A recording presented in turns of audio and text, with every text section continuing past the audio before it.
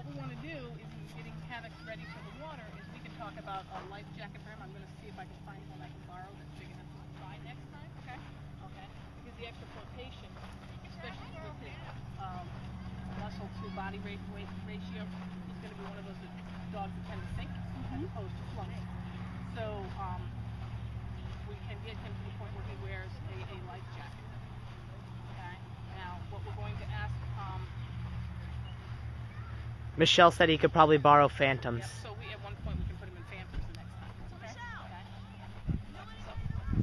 Okay? So what you want to do is we're going to let him just walk as much as he wants to up to the water. You don't want to let him drink the water because there is a water toxicity that they can get. And I come a little closer over here where it looks like there's less algae and floral life. There is animal life right there. I saw it move. Yep, so did I. Okay? Yep, and good boy. So now, as he puts his toes in the mud, and you saw how he's tending to stay off of the muddy part and stay on the solid. Good boy. He's drinking it.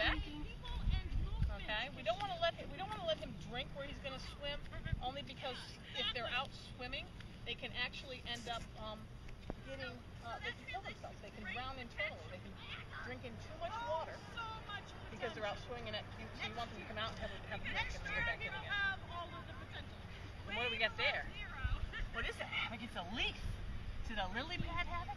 That's a good boy. So Curiosity, he's good and relaxed. Okay, see the fishing line here? See that. There could be a hook on that, so we want to make sure we pick that up and get it out of the way. Okay. Good boy. And we just want to see if we can encourage him. Okay, now it's all encouragement, always on a loose leash, never forcing. So you're going to want to keep the pant legs up a little bit because it's muddy. I found out about him. Hey, drop it. Found him playing in the middle of Havoc, come here. Havoc, let's go. Come here. Look at this. Come down here in the water a little bit more. And what you would do is you just come out here and just encourage him front toes into the water. Oh, look. Good boy. Yes, good boy. That's a good boy, Havoc. He's a good boy.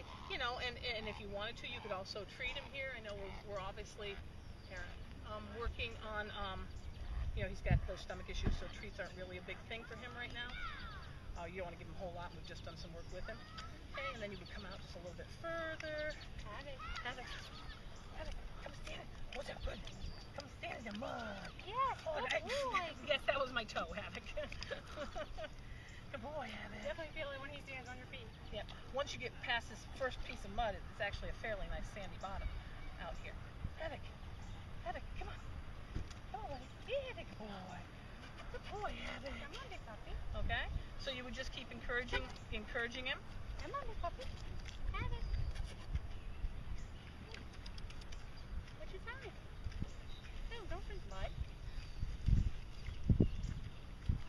See, he seemed to like my toe in the water. Right, Havoc? What is that, puppy? So you can use a toy. You like balls? Do you like that? Do you like tennis balls? Right there. Get it. Get the pup. That's a good boy. That's a good boy. Yeah. Make some noise, because the noise can be a new thing too. Look at the pup. Hey, Havoc. There it is. It didn't float back up. Yes, good boy, Good Havoc. boy. So any kind of thing he does where he puts his foot deeper in the water, you just want to keep rewarding. Good pup. Okay? Until you can get him, I mean, if down the road, obviously you're not in the right shoes. Yeah, obviously not. We come out here in the water and he's standing so that, you know, he gets up to his hocks. And for him it gets deeper. Come on. What's the dog? Get it. Good boy, puppy. Yeah, good Good boy. Good puppy. Good boy, Havoc. Can you get it again? Oh, you just stepped right on my foot. See? Okay. Come on, Havoc. Havoc, he's right here. Get Havoc. it, puppy. Good boy. Good boy. Get it.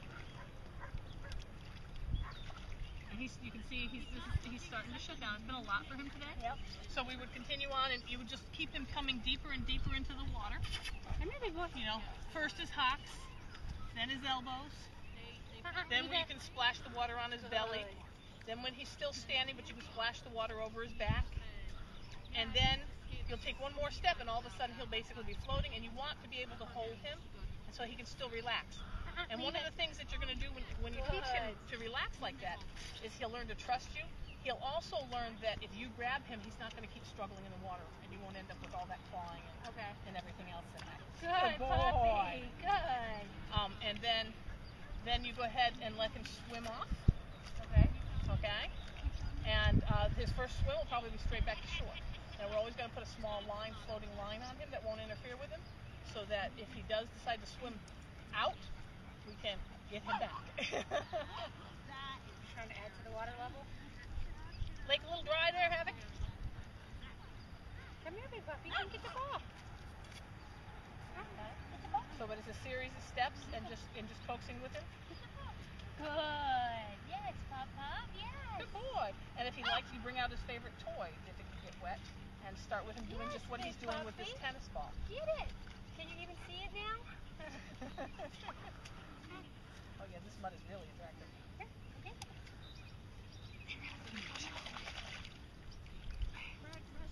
Get the ball.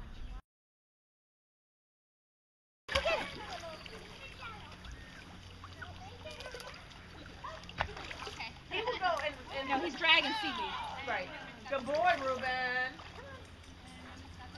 No, Ella had to zoom in too. Except she was running on the pool deck. Ella, come. And you know what?